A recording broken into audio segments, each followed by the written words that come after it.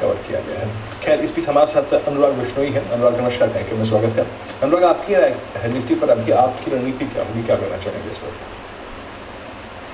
मेरा मानना है कि निफ्टी यहाँ से जिस तरह से ट्रेड कर रहा है, ये अपने 100 EMA के काफ़ी पास में है। आज सुबह वो लेवल टेस्ट करके 5895 का वापस से ऊपर रिबाउंस किया है, तो यहाँ से निफ्टी बाइंग किया जा सकता है, क्योंकि जिस तरह से पहले भी 100 EMA अच्छा सपोर्ट साबित हुआ है निफ्टी के लिए, तो यहाँ से निफ्टी में बाइंग करी जा सकती है। 5910 का स्टॉप लॉस लगा और वापस हमें 6015 तक के लेवल्स मिल सकते हैं। ओके, आप बाउंस बैक क्लिक करना चाहते हैं, आपका जो स्टॉप लॉस होगा वो कितना रहेगा अप्रोक्सीमेटली? 5910 का मैं स्टॉप लॉस सजेस्ट करूंगा इस ट्रेड के लिए। और जो हमारे सपोर्ट्स हैं निफ्टी के, वो भी 5900 के आसपास बनते हैं। इसके अलावा जिस तरह से ऑप्शंस का डाटा दिखाता है, उसमें जिस तरह से पुट में आज बिकवाली हो रही है 5900 के, बहुत उम्मीद है कि 5900 केवल एक अच्छा सपोर्ट साबित होगा बाजार के लिए और आने वाले समय में ये होल्ड करेगा। चलिए बात करते हैं कुछ दर्शकों से। अब अपना प्रश्न पूछने के लिए हमारे साथ सुशील गोयल हैं हिसार से। सुशील जी, नमस्कार, प्रश्न पूछे अपना। शायद उनसे संपर्क नहीं हमारा। मैं उनका एक प्रश्न जो है वो SMS के जरिए भी आया है, वो उसको ले लेते हैं। इनका जो प्रश्न है वो ये कहता है कि इनके पास SBI का एक लॉट पड़ा है 2162 पे, जो कि इस वक्त सीवियर लॉस में है। थोड़ा नुकसान काफ़ी है। मेरे को सिर्फ एक होप नज़र आती है, वो ये कि SBI 2000 का स्तर ना तोड़े। आपकी राय क्या कहती है? इनका जो स्टॉप लॉस है वो 2000 से थोड़ा सा नीचे, 5-10 रुपये नीचे, क्या इस वक्त आ जाना चाहिए अगर ये एटलीस्ट ब्रेक इवन का इंतजार भी कर रहे हैं तो? मुझे लगता है कि SBI में दो इम्पॉर्टेंट सपोर्ट लेवल्स हैं। एक तो 2030 का लेवल है और दूसरा 1990 का जो लेवल है, बहुत अच्छा सपोर्ट है SBI के लिए। तो इनको इस समय मैं सजेस्ट करूंगा कि एक स्टॉप लॉस जरूर लगाएं अपने ट्रेड के लिए 2030 का, और अगर ये टूटता है तो इससे बाहर निकलने की कोशिश करें पोजीशन से। सर, आप एक काम करिए, सुशील जी, अगर आप इस वक्त कार्यक्रम देख रहे हैं तो आपकी पोजीशन पे ऑलरेडी काफ़ी लॉसेस हैं, लेकिन हमको ये नहीं भूलना चाहिए कि बाजार ऊपर से काफ़ी गिर चुका है। ये बाजार ऑलमोस्ट आप देखें तो 6050-6100 के जोन से टूट के करीब 5922, और आज सुबह सुबह उसने क्यों लगाया करीब 5883 का। यानी जो लॉसेस हैं वो एकाएक काफ़ी एक्सटेंड हो गए, यहाँ से पुल बैक के चांसेस हैं। और शायद इस गिरावट में SBI ने बहुत स्ट्रांगली कंट्रीब्यूट किया है, बहुत उसका जो योगदान था बहुत ज़्यादा था, गिरावट काफ़ी थी SBI में। तो एक पुल बैक की अपेक्षा करिए और उस पुल बैक में आपका नुकसान कम होगा, लेकिन याद रखिए स्टॉप लॉसेस हरदम काफ़ी ज़रूरी है। आपका जो स्टॉप लॉस है वो तर्क संगत स्टॉप लॉस है, वो 1990 के आसपास होगा। हमारे साथ विकास है जमशेदपुर से। विकास, नमस्कार, प्रश्न पूछे अपना। नमस्कार, प्रश्न पूछिए। मेरे पास टाटा स्टील का पूरी पुट लिया हुआ हूँ। कितने का? 280 का पुट लिया सर आपने? 280 का पुट लिया। ओके, कितने में ली थी आपने? 620 में। एक सेकंड सर, 280 की पुट आपने कितने में ली थी, फिर बताएंगे जरा? 6 रुपया 20 पैसा। 6 रुपये 20 पैसे, 3 रुपये 20 पैसे। अभी आपको 3 रुपये का लॉस हो रहा है यहाँ पर। अनुराग, अगर मैं स्ट्रक्चर को देखूँ, स्ट्रक्चर काफ़ी वीक है। ये बात है कि ये अभी 295 को और 290 को काफ़ी रिस्पेक्ट देता है, वो जोन ये कब वॉलेट करेगा? और आई थिंक उससे महत्वपूर्ण है 290 जोन, जिसको इसने आज से 2 दिन पहले, दैट मीन्स शुक्रवार को और मंडे को काफ़ी रिस्पेक्ट दी थी 290। अभी क्या करें? ये अपनी सपोर्ट को होल्ड करें? चांसेस है 290 के वॉल्यूशन को विदाउट सर 290 टूटेगा तो इनको काफ़ी अच्छा होना पड़ेगा, लेकिन उसकी पॉसिबिलिटी कितनी है? मुझे लगता है कि व्यूअर को इस ट्रेड को होल्ड करना चाहिए और 280 की पुट वो होल्ड कर सकते हैं। जिस तरह से बेरिश प्राइस के साथ टाटा स्टील अभी ट्रेड कर रहा है, नीचे के लेवल्स मिल सकते हैं और 290 का एक बहुत अच्छा सपोर्ट लेवल है। तो अगर वो टूटता है तो इनका ट्रेड काफ़ी अच्छे रेट्स पे इनको इस पर रुकाने को मिल सकता है।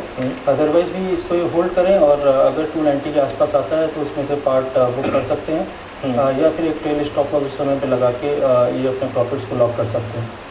एक काम करिए सर, आप वेट करिए। देखिए, इस पर अब 6.25 रुपये की कॉल पर कोई स्टॉप लॉस बनता नहीं फॉर टाइम नहीं, लेकिन हाँ, अगर अब 3 रुपये का रुपया हार्डली आपका प्रीमियम बचा है, लेकिन अगर 290 के आसपास आए तो उस वक्त एटलीस्ट एक स्टॉप लॉस रख लीजिएगा वहाँ पर। और अगर 290 वॉलेट हो जाए तो उसे याद रखिएगा, आपको पैसा बनाने की गुंजाइश जो है वो काफ़ी बढ़ जाएगी। तो इंतज़ार कीजिए और प्रश्न कर लीजिएगा एक बार, अगर ये 302, 303 के ऊपर निकले तब आपको क्या करना चाहिए, क्योंकि उस वक्त आपको ये 6 रुपये बचाने हैं। क्या उस वक्त हम कोई कॉल बाय कर सकते हैं इस 6 रुपये बचाने के लिए, या फिर कोई पुट राइटिंग का रिस्क ले सकते हैं, उसके बारे में बात करें। लेकिन अभी आप यहाँ पर बैठे रहिए। विवेक कुमार हैं दिल्ली से प्रश्न पूछने के लिए। विवेक, इनफैक्ट इनका SMS आया, माफ कीजिएगा। अनुराग, इन्होंने एक लॉट लॉन्ग किया है 194 पे DLF का। बहुत वीक स्ट्रक्चर, और इनफैक्ट आज के ये टॉप गेनर्स में शुमार है, लेकिन ये स्ट्रक्चर अपने आप में काफ़ी वीक है। लेकिन बात ये आती है कि इनका 194 पे लॉट लॉन्ग है, इनको पैसा मिल रहा है, 4-5 रुपये मिल रहे हैं इनको। आज की बार इंडिकेशन है कि शायद ये पुल बैक दे सकता है, ये ओवरसोल्ड टेरिटरी से थोड़ा सा पुल बैक की तैयारी करेगा। कहाँ तक वेट करें? आई मीन 205, 204 पॉसिबल है, वहाँ पे आके अपने लॉन्ग ट्रेड को ये स्क्वायर ऑफ कर सकते हैं। जिस तरह से DLF अभी ट्रेड कर रहा है, आज काफ़ी अच्छा रिकवरी दिया है इसने काफ़ी फॉल के बाद में। तो मैं समझता हूँ कि यहाँ से और ऊपर जा सकता है, 203, 204 के लेवल्स इनको मिल सकते हैं। बट अभी इनका ट्रेड काफ़ी प्रॉफिट में है, और मैं इनको सजेस्ट करूँगा कि एक 196 टाइप का स्टॉप लॉस जरूर लगा के रखें। अगर ये नीचे कुछ बिकवाली के दौरान आता भी है, तो इनका जो ट्रेड है वो इस प्रॉफिट में स्क्वायर ऑफ हो सकता है। चलिए, तो आपके लिए जो साथ रणनीति है वो है विवेक जी कि आप 13 पे लॉट लॉन्ग होल्ड कर रहे हैं, उसको होल्ड करिए। आप आई थिंक 6 रुपये कमा रहे हैं, लेकिन जो वैल्यू एट रिस्क है, देखिए ट्रेड ग्रिप में जब एक बार आ जाए उसके बाद प्रॉफिट्स को सरेंडर करना ये सबसे गलत रणनीति है। तो एटलीस्ट आप अपने 3.5-4 रुपये सिक्योर कर लीजिए, और आपके जो स्टॉप लॉसेस है वो अप्रोक्सीमेटली 196 की जोन में आ जाना चाहिए। 194 काफ़ी नहीं है, 1-1.5 रुपये वैल्यू रिस्क रखिए, अपना 196 पे स्टॉप लॉस लगाइए। डी हाई पर है DL, माइक अपने गेंस को एक्सटेंड करेगा। ओवरसोल्ड टेरिटरी में बहुत गिरने के बाद पुल बैक के चांसेस अच्छे हैं। निफ्टी इस बीच 13 अंक ऊपर है 5932। ये इंडिकेशन है कि कुछ शॉर्ट्स कवर हो रहे हैं, और एक बहुत क्रूशियल लेवल से 5880 से 5900 से कुछ फ्रेश लॉन्ग क्रिएट हो रहे हैं मार्केट्स में। 18 अंक ऊपर इस वक्त मिड कैप इंडेक्स, तीनों ही इंडेक्सेस इस वक्त दिन के सर्वोच्च स्तर पर कार्रवाई कर रहे हैं। अनुराग, 1-2 कॉल्स आपकी देख लेते हैं, जिक्र कर लेते हैं उनका। आपने एक्साइड बाय साइड पे लिया है, एक आई थिंक 137 का स्टॉप लॉस है आपका, 146 का है। चार्ज पे देख क्या रहा है आप इस वक्त, और क्यों आपने लॉन्ग साइड पे पिक किया इसको?